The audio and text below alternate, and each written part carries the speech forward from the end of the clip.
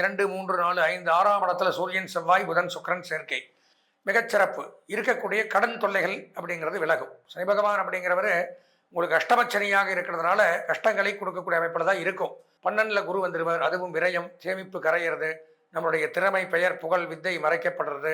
குடும்பஸ்தானத்தில் கேதுவும் 7ஆம் இடம் சொல்லக்கூடிய இடத்துல ராகுவும் இருக்கிறதுனால திருமண வாழ்க்கையிலையும் ஒரு சில பிரச்சனைகள், பிரிவுகள், கருத்து வேறுபாடுகள், இந்த மாதிரி தொல்லைகள் எல்லாம் வரக்கூடிய வாய்ப்புகள் இருக்கிறதுனால ஒவ்வொரு நட்சத்திரக்காரர்களும் ஒவ்வொரு தசையில தான் பிறப்போம். இந்த தசையில பிறப்பா அப்படிங்கிறது கணக்கு உண்டு. அந்த தசா புத்தி தான் பேசுது. மேஷராசினா அதுக்கு அதிபதி ஒருத்தர் இருப்பார். பிறந்த நட்சத்திரத்துக்கு ஒருத்தர் அதிபதி இருப்பார். இதெல்லாம் மெயினாக பார்க்கணும். இந்த தசாநாதனும் ராசிநாதனும் எங்கே இருக்கிறார்களோ அதை வைத்து பலன்கள் பார்ப்பது அப்படிங்கிறது ஒரு வித்தியாசமான ஒரு கணக்கு. இது முழுக்க 100% அவரவர்களுக்கு இண்டிவிஜுவலாக நன்மையை தரும். ஹரஹர நம பார்வதி பதஜே, ஹரஹர மகாதேவ. தென்னாடுடைய சிவனை போற்றி, எந்நாட்டவர்க்கும் இறைவா போற்றி.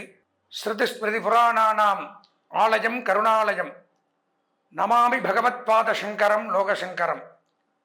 வேயுறு தோழிபங்கன் விடமுண்ட கண்டன், மிக நல்ல வீணை தடவி மாசரு திங்கள் கங்கை முடிமேல் அணிந்து என் உளமே புகுந்த அதனால், ஞாயிறு திங்கள் செவ்வாய் புதன் வியாழன் வெள்ளி சனி பாம்பிரண்டும் உடனே, ஆசரு நல்ல நல்ல அவை நல்ல நல்ல அடியார் அவர்க்கு மிகவே.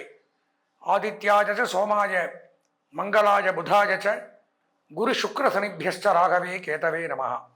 அன்பார்ந்த எங்களுடைய டிவோடினேஷன் தொலைக்காட்சி நேயர்களுக்கு உங்களுடைய ஜோதிட ஆச்சாரியர், ஜோதிட குரு சிவஸ்ரீ டி சரவண மாணிக்க சிவாச்சாரியர், முதல்வர் வேத சிவ ஆகம குருகுலம், சங்கரமடம், காஞ்சி காமகோடி பீடம், காஞ்சிபுரம்.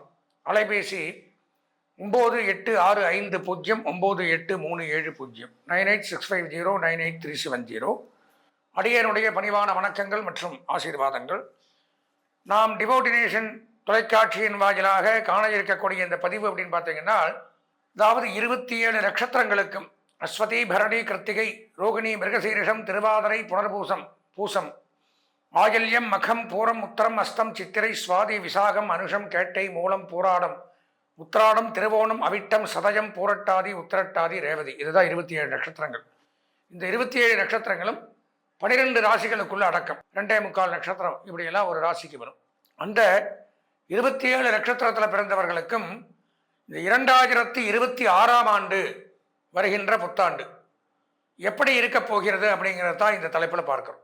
அதாவது கடந்த 2025ஆம் ஆண்டு அப்படின்னு எடுத்துட்டோம்னால் எந்த ஒரு வருடமும் இல்லாத வகையில் 4 பயிற்சிகள் நடந்திருக்கு. சனி பயிற்சி நடந்திருக்கு, குரு பயிற்சி நடந்திருக்கு, ராகு கேது பயிற்சி நடந்திருக்கு.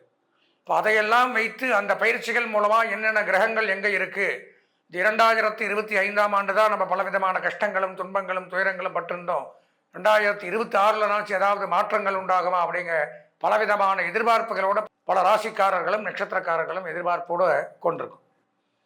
அப்போது நம்ம இந்த ராசிகளாக பார்க்கிறத விட நட்சத்திர வாயிலாக, ஏன்னா இந்த நட்சத்திரம் அப்படிங்கிறது நல்ல ஒரு வித்தியாசம் உண்டு. ஒவ்வொரு நட்சத்திரக்காரர்களும் ஒவ்வொரு தசையில தான் பிறப்போம். இந்த தசையில பிறப்பா அப்படிங்கிறது கணக்கு உண்டு. அந்த தசா புத்தி தான் பேசுது. அப்போ அந்த தசாநாதன் அப்படிங்கிறவன் இங்கே எந்த இடத்துல இருக்கான், இந்த 2026க்கு அவன் சாதகமாக இருக்கானா? ராசிநாதன், மேஷராசினா அதுக்கு அதிபதி ஒருத்தர் இருப்பார். இவன் பிறந்த நட்சத்திரத்துக்கு ஒருத்தர் அதிபதி இருப்பார். இதெல்லாம் மெயினாக பார்க்கணும். பொதுவாக பயிற்சிகள் ஒரு பக்கம் இருந்தாலும் இந்த தசாநாதனும் ராசிநாதனும் எங்கே இருக்கிறார்களோ அதை வைத்து பலன்கள் பார்ப்பது அப்படிங்கிறது ஒரு வித்தியாசமான ஒரு கணக்கு. இது முழுக்க 100% அவரவர்களுக்கு இண்டிவிஜுவலாக நன்மையை தரும். அப்படி பார்க்கும் பொழுது தான் இந்த 27 நட்சத்திரமே ஒவ்வொருத்தரும் ஒவ்வொரு நட்சத்திரத்தில் பிறக்கிறோம். அப்போ அந்த நட்சத்திரத்துக்கு என்ன தசா புத்தி நடக்குது, என்ன தசாநாதன் இருக்கான், இந்த தசாநாதனுடைய இப்போ எங்கே இருக்கா, அவனை யார் பார்க்குறா, ராசிநாதன் யார், இதெல்லாம் வச்சு தான் நாம் பலன்களை சொல்கிறோம். அது கூட இந்த 2026 இந்த அதிகமாக ஒரு ராசியில் தங்கி நன்மை தீமைகளை செய்யக்கூடிய கிரகங்கள் அப்படின்னு நான் பல தடவை சொல்லியிருக்கேன். சனி பகவான் முதல்ல 2.5 ஆண்டுகள் ஒரு ராசியில் இருக்கார். கடந்த ஆண்டு பயிற்சியானார்னா இப்போ பார்த்தீங்கன்னா 2027 தான் அவர் பயிற்சி ஆவார். அதுக்கப்புறம் குரு பகவான், ராகு கேது 1.5 வருஷம் 2026 லாஸ்ட்டில் ஆவாங்க. இப்போ இவங்கெல்லாம் சாதகமாக இருக்கா, நம்ம தசாநாதன் சாதகமாக இருக்கா, ராசிநாதன் சாதகமாக இருக்கா, இப்படி இந்த பயிற்சிகளோடு கூடிய இண்டிவிஜுவலையும் பார்க்கறது தான் இந்த பலாபலன்களுடைய ஒரு பதிவு. அப்போது இந்த 27 நட்சத்திரத்திற்கும் தனித்தனியாக 2026 எப்படி இருக்கும் அப்படிங்கிறத, எவ்வளவு சதவிகித நன்மைகள் இருக்குது, யார் யார் சொந்த ஜாதகத்தை பார்த்து நம்ம அதையும் தெரிஞ்சுக்கணும் அப்படின்னு இந்த பலவிதமான நன்மைகளை தரக்கூடிய விஷயங்களை பற்றி தான் இப்போது இந்த பதிவில் நாம் இங்கே பார்க்க இருக்கிறோம். அதனால் நமது நேயர்கள் அவசியம் தவறவிடாமல் இந்த பதிவை பார்த்து இதன் பிரகாரம் இந்த 2026 புத்தாண்டை நல்லபடியாக கொண்டாடி அதில் இருக்கக்கூடிய சந்தோஷங்களை அனுபவித்து ஏதாவது ஒரு பரிகாரங்கள் இருந்தால் அதையும் செய்து கொண்டு சக குடும்பத்துடன் சந்தோஷமாக வாழ வேண்டி பிரார்த்தனை செய்து கொண்டு வாங்க நம்ம உள்ள நிகழ்ச்சிக்குள்ளே போய் 27 நட்சத்திரத்தினுடைய பலன்களை விரிவாக பார்ப்போம். அன்பார்ந்த எங்களுடைய பூசம் நட்சத்திரத்தில் பிறந்த நேயர்களுக்கு முதற்கண் வணக்கங்களை தெரிவித்துக் கொண்டு நாம் காண இருக்கக்கூடிய இந்த பதிவு அப்படின்னு பார்த்தீங்கன்னா 2026ஆம் ஆண்டு பூச நட்சத்திரத்தில் பிறந்தவர்களுக்கு என்ன நன்மை தீமைகள் அப்படிங்கிறத தான் பார்க்குறோம். பொதுவாக பூச நட்சத்திரத்தில் பிறந்தவர்கள் சனி திசையில் பிறப்பாங்க. நட்சத்திரத்துக்கு அதிதேவதை அப்படிங்கிறவர் சனி பகவான், ராசிக்கு அதிதேவதை கடகராசி தான், ராசிக்கு அதிதேவதை சந்திர பகவான். இப்போ சனியும் சந்திரனும் எங்கே இருக்காங்கன்னு பார்க்கணும். சனி பகவான் அப்படிங்கிறவர் உங்களுக்கு அஷ்டமச்சனியாக இருக்கிறதுனால கஷ்டங்களை கொடுக்கக்கூடிய அமைப்பில் தான் இருக்கும். அலைச்சல், துன்பம், துயரம், வேதனை, சங்கடங்கள், மன உளைச்சல், பொருளாதார விரயங்கள், கஷ்ட நஷ்டங்கள். 12ல் குரு வந்துடுவார், அதுவும் விரயம், சேமிப்பு கரையிறது, நம்மளுடைய திறமை, பெயர், புகழ், வித்தை மறைக்கப்படுறது.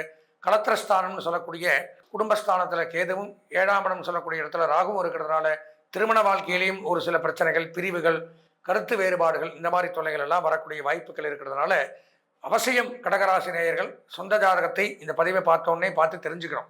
நான் அதில் ஏதாவது நன்மைகள் இருக்காங்கிறது தெரிஞ்சுட்டா தான் அடுத்து வரக்கூடிய காலகட்டத்தில் நம்ம எதாக இருந்தாலும் காப்பாற்றிக்க முடியும். நான் கிரகங்கள் அமைப்பு அப்படிங்கிறது கொஞ்சம் மத்தியமமாக தான் இருக்குது. அது போக ராசிக்கு பார்த்தீங்கன்னா 2, 3, 4, 5, 6ஆம் இடத்துல சூரியன், செவ்வாய், புதன், சுக்கிரன் சேர்க்கை மிகச்சிறப்பு. இருக்கக்கூடிய கடன் தொல்லைகள் அப்படிங்கிறது விலகும். கடனை அடைக்கலாம், எப்படியாவது ஏதாவது பாடுபட்டு கடன் இல்லாமல் வாழலாம். அது போக மருத்துவ செலவுகள், வீட்டில் யாருக்காவது உடல்நலம் பாதிக்கப்பட்டு என்னடா அதை சம்பாதிக்கிறது பூரா டாக்டருக்கு அழுக வேண்டியதாக இருக்குன்னு நிறைய பேர் சொல்லுவாங்க. இப்போ மருத்துவ செலவு அப்படிங்கிறது குறையும். அது போக இன்வெஸ்ட்மெண்ட் அப்படிங்கிறது பண்ணலாம். பூமி வாங்கலாம், பூமியில் இன்வெஸ்ட் பண்ணலாம். புதுசாக ஒரு வீடு ஷேர் பண்ணி இந்த கட்டுமான தொழிலில் நம்மள இன்வெஸ்ட் பண்ணி ஷேர் பண்ணி கட்டலாம். நிறைய பேர் பார்த்தீங்கன்னா அது ஒரு தொழிலாக பண்ணுவாங்க. வீடு கட்டி விற்கிறது, முதல்ல ஒரு பெரிய ஒரு நிலங்களை 2 ஏக்கரா 3 ஏக்கரா வாங்கி அந்த சைட்டாக பிரிச்சுப்பாங்க. பிரித்து ஒவ்வொரு சைட்டாக விற்று அவங்களே அதில் வீடு கட்டி கொடுக்குறது. இப்படியெல்லாம் ஒரு பிஸ்னஸ். அது ரியல் எஸ்டேட் அப்படின்னு சொல்லக்கூடிய பில்டிங் கன்ஸ்ட்ரக்ஷன் சொல்லக்கூடிய இதில் வரும். அப்போ இந்த ஆர்கிடெக்டாக இருக்கக்கூடியவர்கள், இந்த சிவில் இன்ஜினியர்ஸு, கட்டுமான பணியாளர்களாக இருக்கக்கூடியவர்கள், இவர்கள்லாம் பூச நட்சத்திரமாக இருந்தால் இந்த ஆண்டு மிகச்சிறப்பானது ஒரு முன்னேற்றத்தையும் வசதி வாய்ப்பையும் வருமானத்தையும் ஈட்டக்கூடிய அமைப்பை தான் கொடுக்குது. அதனால் நாம்ளும் அதே மாதிரி இந்த பூச நட்சத்திரத்தில் இருந்தால் வீடு, மனை, இடம், நிலம் வாங்கக்கூடிய அமைப்பு அப்படிங்கிறது ஏற்படுது. விவசாயிகளுக்கு பெரும் செல்வம் அப்படிங்கிறது உண்டாகுது. கல்வி பயிலக்கூடிய மாணவர்கள் முன்னேற்றத்தை அடையலாம். அதுபோக பார்த்தீங்கன்னா அரசியல்வாதிகளுக்கும் பெரும் செல்வம் அப்படிங்கிறது ஏற்படுது. இந்த மாதிரி கலைத்துறை, கல்வி பயிலக்கூடிய மாணவர்கள் மற்றும் ஆடிட்டிங், அக்கௌண்டன்ட், எழுத்து, teaching professional, IT, engineering, computer, trading, marketing, agencies, business பண்ணக்கூடியவர்கள் எச்சரிக்கை, கவனமாக இருக்க வேண்டிய ஒரு காலகட்டம் அப்படின்னு தான் சொல்லணும். அதனால தான் சொல்கிறேன், இவங்கெல்லாம் சொந்த ஜாதகத்தை ஒரு முறை பார்த்துக்கிறது அப்படிங்கிறது நல்லது. கடகராசியில் பிறந்திருந்து பூச நட்சத்திரமாக இருந்தால் பொதுவாகவே கடகராசிக்கே ஜாதகம் பார்த்து தான் ஆகணும். அந்த மாதிரி அமைப்பு தான் இருக்குது. அதனால் ஒரு முறை ஜாதகத்தை பார்த்துக்கங்க. பொதுவான பலன்களில் பூச நட்சத்திரம்னு பார்த்தோம்னா 100க்கு ஒரு 70% நன்மைகள் அப்படின்னு தான் என்னால் சொல்ல முடியும். கல்வி பயிலக்கூடிய மாணவர்கள், கலைத்துறை, அரசியல்வாதிகள், பெண்கள், இவர்களுக்கு 70% நன்மைகள். சுய தொழில், உத்தியோகம், வியாபாரம், விவசாயம் செய்பவர்களுக்கும் ஒரு 70% நன்மைகள் அப்படிங்கிறது ஏற்படுது. இந்த ஆண்டு அதிர்ஷ்டமான வண்ணம் அப்படின்னு பார்த்தீங்கன்னா நீலம், அனுகூலமான திசை மேற்கு, அதிர்ஷ்டமான எண் 6, வணங்க வேண்டிய தெய்வம் தர்மசாஸ்தா, ஐயப்பனை வணங்கி இந்த ஆண்டை இனிமையான ஆண்டாக மாற்றிக்கொள்ள ஆசீர்வதிக்கிறேன். அன்பார்ந்த நமது டிவோட்டினேஷன் நேயர்களே, நாம் இதை வரைக்கும் பார்த்தீங்கன்னா இந்த ஒவ்வொரு நட்சத்திரத்துக்கும் இப்படிலாம் தான் இந்த புத்தாண்டு பலன்களை கொடுக்கும். இவங்களுக்கு சரியில்லை, இவங்க இந்த பரிகாரங்களை பண்ணிக்கிறோம், அவரவர்கள் அந்த சொந்த ஜாதகத்தை பார்த்து தெரிஞ்சுக்கணும். இப்படியெல்லாம் பலவிதமான ஒரு நீங்களே பார்த்துருங்கன்னா புரிஞ்சிருக்கும். பலவிதமான நுண்ணறிவோடு உள்ள நுணுக்கமாக இருக்கக்கூடிய விஷயங்கள் வரைக்கும் நம்ம இந்த பதிவில் பார்த்தோம். அதுவும் போக இதெல்லாம் ஒரு புறம் இருந்தாலும் இதில் மாற்றங்களை தரக்கூடியது அப்படிங்கிறது அவரவர்களுடைய சொந்த ஜாதகம். சொந்த ஜாதகத்தில் இந்த 9 கிரகங்களும் வலுப்பெற்று இருக்குது, நல்ல இடங்கள் இருக்குது, நல்ல கிரகங்களுடைய பார்வைகள் அது மேலே படுது, நல்ல தசா புத்தி நடக்குது இப்போ அப்படிங்கிறதெல்லாம் சொந்த ஜாதகத்தை வச்சு தான் தெரிஞ்சுக்க முடியும். இது பொதுவான பலன்கள். இந்த ராசியில் பிறந்திருந்தால் இந்த இப்போ ஒன்றும் வேண்டாம், நான் வந்து கிருத்திகை நட்சத்திரம்னு வச்சுக்கங்க. நான் மட்டுமா கிருத்திகை நட்சத்திரம்? உலகத்தில் பல கோடி பேர் இந்த கிருத்திகை நட்சத்திரத்தில் பிறந்திருப்பான். இப்போ அவங்களுக்கு எல்லாத்துக்குமே பொதுவான ஒரு பலன்கள் தான் நாம் பார்க்குறோம். இப்போ பொதுவாக கிடைக்கிற சாப்பாட்டுக்கும் இண்டிவிஜுவலாக நாம் மட்டும் சாப்பிட்ற சாப்பாட்டுக்கும் வித்தியாசம் இருக்குல்ல. நம்ம வயிறு ரொம்பன்னா நம்ம சாப்பிட்ணும், நமக்கு சாட்டிஸ்ஃபைட் ஆகணும், வயிறு ஃபுல் ஆகணும், அப்போ தான் நிறுத்துறோம். அந்த மாதிரி கோயிலுக்கு போனால் ஒரு தொன்னை பிரசாதம் கொடுப்பான், வயிறு நிறையாது. எல்லாருக்கும் கொடுக்கணும்ல, அதனால் ஒரு தொன்னை தான் கிடைக்கும். இதே ஹோட்டலுக்கு போனோம்னா வேணுங்கிறத வாங்கி சாப்பிட்றோம், வீட்டில் வயிறு ரொம்ப சாப்பிட்றோம். அந்த மாதிரி சொந்த ஜாதகத்தை பார்த்தால் மட்டும்தான் இண்டிவிஜுவலாக சாட்டிஸ்ஃபைடாக நமக்கு எப்படி இருக்குது அப்படிங்கிறத முழுமையாக தெரிஞ்சுக்க முடியும். அதனால் இதுவும் கை கொடுக்கும், கூட நம்ம சொந்த ஜாதகத்தையும் எடுத்துக்கணும். அப்படி எல்லாத்தையும் கலந்து பார்க்கும் பொழுது தான் 100% இந்த வருஷம் நமக்கு எப்படி இருக்குங்கிறத தெளிவாக தெரிஞ்சுக்க முடியும். அதனால் நமது நேயர்கள் இந்த பதிவையும் பார்த்து சொந்த ஜாதகத்திலையும் ஏதாவது கஷ்டங்கள், ஒரு சந்தேகங்கள் இருப்பின் தாராளமாக என்னுடைய அலைபேசி நம்பரை சொல்கிறேன். 9865098370 9865098370. இதில் ஸ்க்ராலிங்லேயும் போடுவாங்க. இந்த எண்ணிற்கு தாராளமாக தொடர்பு கொண்டு உங்களுடைய சொந்த ஜாதகத்தை விரிவாக தெளிவாக பார்த்து பயன்பெற்று இந்த 2026 சந்தோஷமாக கொண்டாட பிரார்த்தித்து விடைபெறுகிறேன். நன்றி, வணக்கம்.